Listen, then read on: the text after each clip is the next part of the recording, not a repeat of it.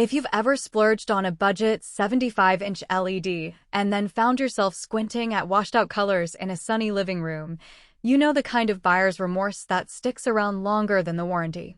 You get that nagging thought, did I just throw money at a screen that can't keep up with the movies I love? That hesitation is what pushed me to actually sit down with the LG 83-inch class OLED evo AI 4K C5 series before hitting record. Because I wanted to know whether this monster of a TV is the smarter buy or just a bigger billboard for hype. Link is in the description if you want to check the product details on Amazon. First off, size matters, but only if the room can handle it. An 83-inch screen is roughly the width of a small bedroom wall, so you need a space where you can sit at least 8 feet back without feeling like you're staring into a void.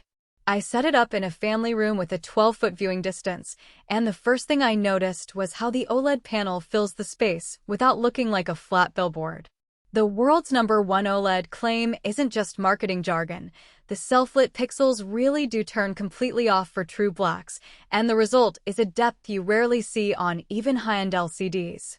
Watching a nighttime scene in Blade Runner felt like the stars were actually behind you, not just dark patches on a screen. The biggest practical question for most shoppers is whether the TV will hold its own in a bright living room. LG's Brightness Booster and Bright Room Ready tags suggest you can finally ditch the blackout curtains. In my test, the TV sat near a large window with direct sunlight for a good half hour. The peak brightness spiked to around 800 nits, enough to keep HDR highlights visible without the image turning gray. It's not the 500 nits you see on some CLEDs, but for an OLED, it's impressive and actually useful. If you watch daytime TV or sports with the blinds open, the picture stays vivid. The only compromise is that extreme sun can still cause some slight glare, so an anti-glare film or a strategic couch placement helps. Now, most people buy a TV for movies, but a growing segment picks them up for gaming. The C5's Ultimate Gaming Mode, powered by the Alpha 9 AI processor Gen 8, does more than just lower input lag. The AI upscaling takes a 1080p source and pushes it close to native 4K quality by analyzing textures and edges frame by frame. I connected a PlayStation 5 and a next-gen PC, and the TV delivered an input lag under 10 milliseconds, which is essentially invisible even for fast-paced shooters. The 120Hz panel handled 4K 120fps content without stutter, and the HDR10+ support gave a punchier color palette in games like Horizon Forbidden West. If you're a competitive gamer who also wants a home theater experience, the C5 feels like a genuine compromise that works both ways. Dolby Atmos and Dolby Vision are the other headline features that often get lost in the spec sheet. In practice, the Atmos speakers are modest, more like a high-end soundbar than a full surround system. The effect shines when you watch a Netflix original mixed for Atmos. You'll hear subtle directional cues that make rain feel like it's falling around you. For a true theater-level audio setup, you'll still want a separate sound system, but the built-in speakers are certainly better than the tinny output of many thin-panel TVs. Dolby Vision, on the other hand, looks spectacular.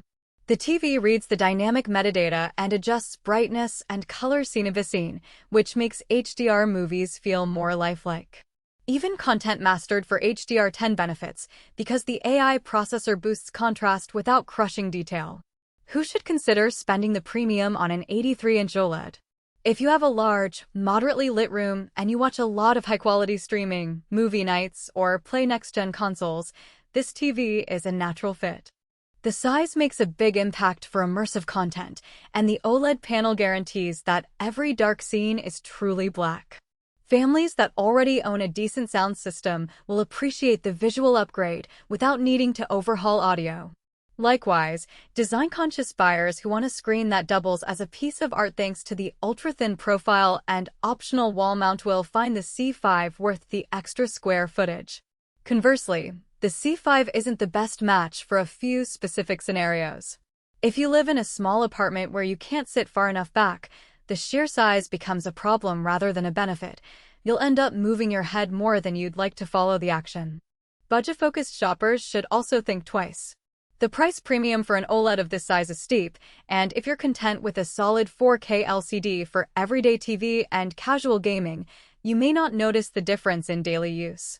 Finally, if you're looking for a TV that can double as a primary music listening device, you'll want a more robust speaker solution because the built-in Atmos system is pleasant but not a replacement for a dedicated sound system.